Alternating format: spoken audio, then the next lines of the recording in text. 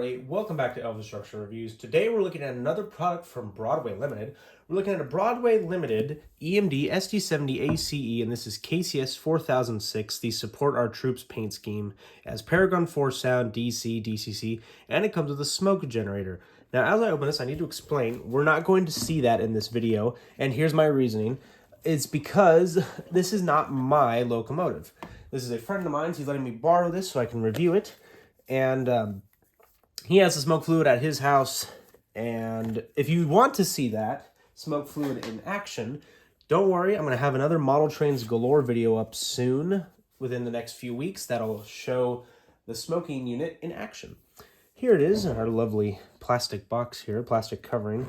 Now, what I've been told by my friend is that this Broadway Limited packaging is interesting. Like, for instance, see all that foam that just came out. These pieces of foam here, and then these little pieces, these long pieces of foam here are just not secured, which I don't understand the reasoning for that. It does not seem very good. Although it seems that the locomotive is firmly secured in this box. And now we have a big plastic blister. Oh, it is very, you're going to see my arm more than the locomotive. There we go. Ugh. I don't think I've ever struggled so much with a piece of packaging ever. What in the world is this packaging? I've never seen this before. This is ridiculous. Who at Broadway thought that that kind of packaging was a good idea? See, this I understand. See, that's simple. That's very simple. And out comes the locomotive. Ooh, it is very heavy. And the reasoning for that is because this thing has die-cast metal on it, and it is very cold, I should mention. Cold metal is a very obvious feeling. And it's covered in pieces of foam. Look at these interesting pieces of foam, like this. What in the world is this piece of foam? If I can get it out of here. Come on. I don't want to damage this thing. Ooh, okay, there's one. And there's the other. Let's see if I can get this out on camera here. Just slides in there. Okay, let's get those two out of the way. Come on. Let's see if we can get this piece out right here. And there's a few more.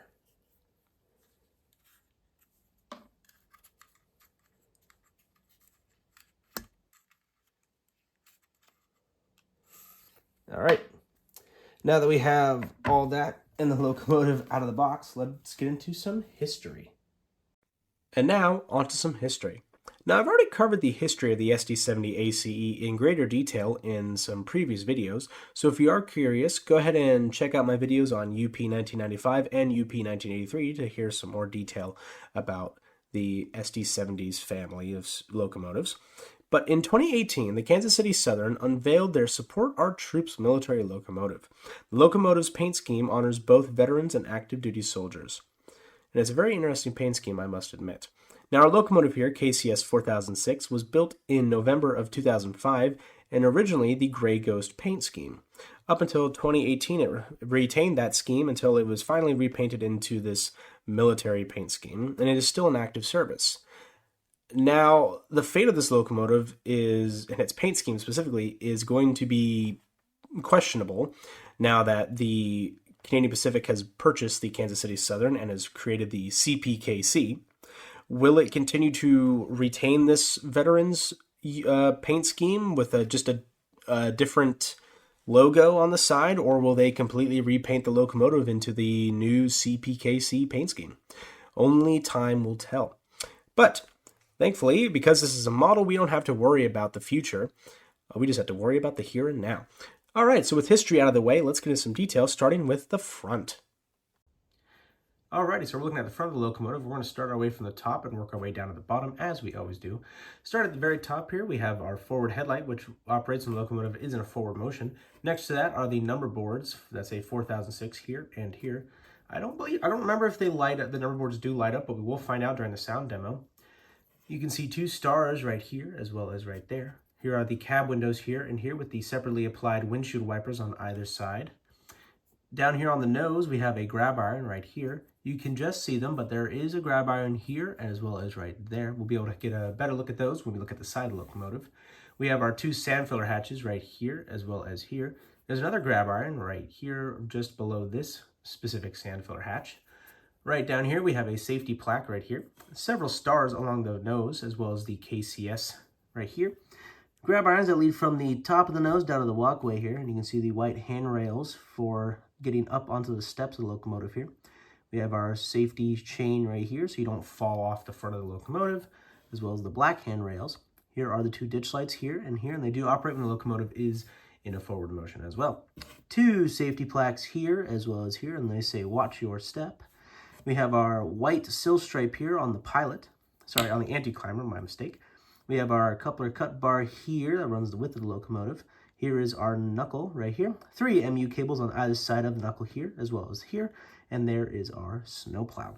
All right, let's look at some rear detail. Looking at the rear of the locomotive, starting at the top here, we have a grab iron. Just below that is the rear sand filler hatch. There's this object. I'm not sure what it is, but if anybody does know, please let me know in the comments. I would greatly appreciate it. Here are our grab irons that lead from the top of the locomotive down to the walkway. You can also see the number 4006 here as well as here, and I can just barely see that. Right below there is the rear headlight, which operates when the locomotive is reversing. Now, this patch of camouflage here did trick me. I thought it was writing, but it's actually not. It's just a splotch of gray. We also have a vertical grab iron right here. And there is a door to access the dynamic brake fan compartment, which is right where this section of the locomotive is. We have our walkway as well as the white sill stripe on the anti-climber, as well as our handrails here on the safety chain. Moving down to where the pilot area is, we have our coupler cut bar for the knuckle, which is right here. 3 MU cables on either side of the knuckle here as well as here, and 2 spare knuckles right here as well as right there. All right, let's look at some side detail. Before I actually go over the side in greater detail, I want to actually review the paint scheme really quickly. The first third of the locomotive, or the cab, is the dark blue background with the white stars that represent each of the 50 states of the United States of America.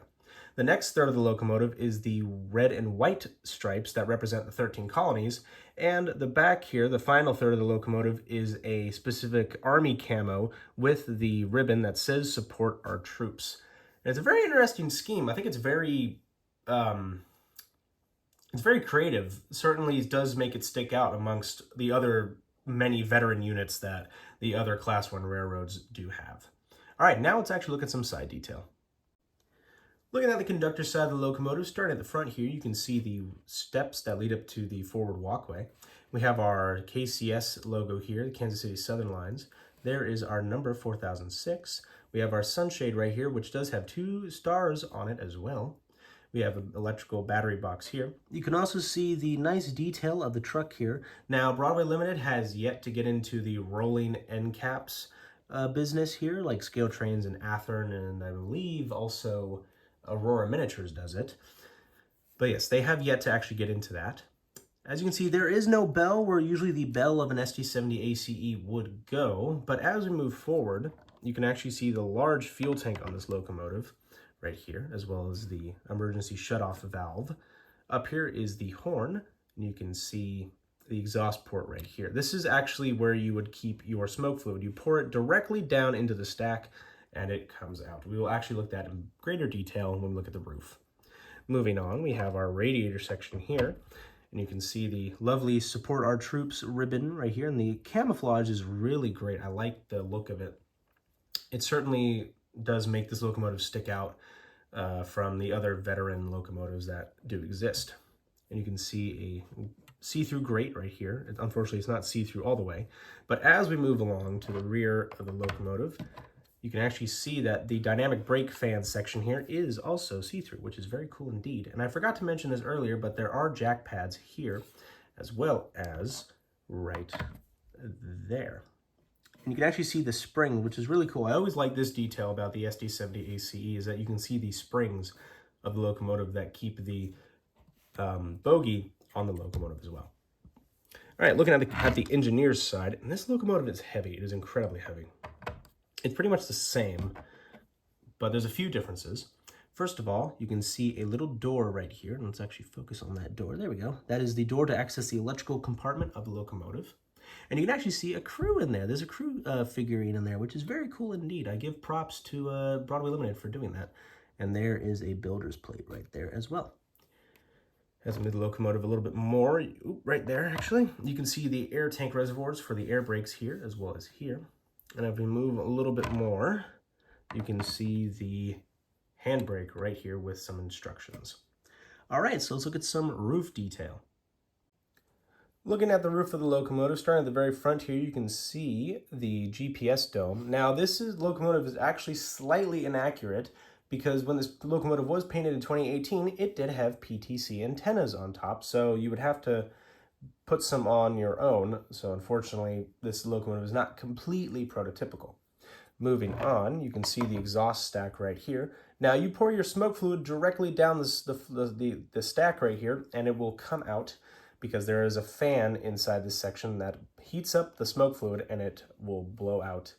And it's very cool looking. I've seen this locomotive do it in action. Here is our horn, and as we move the locomotive forward, once again, excuse my hand there, you can see the radiator fans here and here for the prime mover, and the dynamic brake fans right here. All right, so now let's get into our sound demo. Okie dokie, so we have the locomotive here up on the test track. Now, I've been having a couple of electrical issues. It could possibly be that my track is dirty, or this locomotive is just being a little strange. I have to consult my friend about it because it seems to be working fine on our club's layout, but up here on the test track, not so much. But anyway, so let's go over a few things before I turn the sound on, because this locomotive is incredibly loud. Right now I have it turned off. That's F8. That's the sound off. If I hit F24, that activates the forward ditch lights, and as you can see, they're quite dim. I don't like that about this locomotive. That's one thing I have against it. Now I'm going to go back to the first 9 F situations. F0 activates the number boards as well as the forward headlight or the rear headlight if you are in a reverse mode. So like if oops, that's the wrong one. So if I was to reverse, you can see the rear light goes off, and there we go. Now, we're going to have to turn on the sound for this, but I'm going to go over a few things. F1 is the bell and F2 is the horn. F5 and F6 increase and then decrease the revolutions per minute level. So now I'm going to turn the locomotive on here.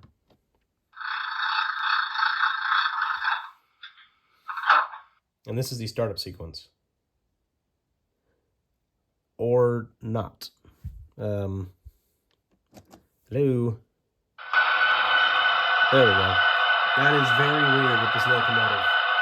I had to give some power to the actual track in order for it to turn on. I don't know what's going on. So F1 is the bell. It's a nice E bell. F2 is the horn, and watch the ditch lights, they will flash.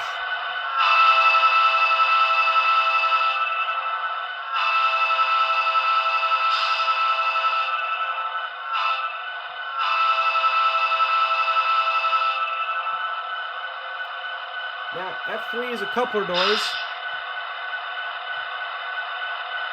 Or not. F5 will increase the revolutions per minute.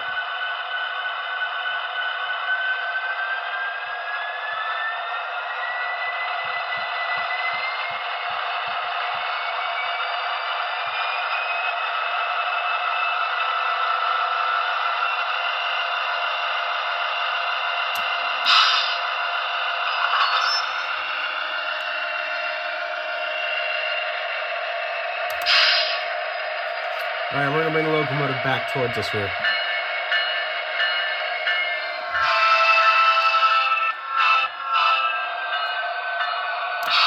Let's actually reverse it just a little bit here.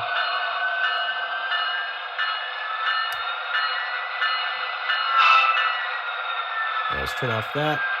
I'm just going to go ahead and hit F8 to mute it. And now let's get into my final thoughts. So overall, I think this is a very good looking locomotive. It looks great, and it also sounds great. Now, I have a few gripes with it, first of all. My first issue is the packaging. It is very ridiculous, and it is going to be a very delicate nightmare to put this locomotive back into its packaging safely without damaging the locomotive. Second of all, there was my issue with the sound demonstration. That's why it didn't seem as normal as a Athearn or Scale Trains or Atlas or just any of the other models that I've reviewed.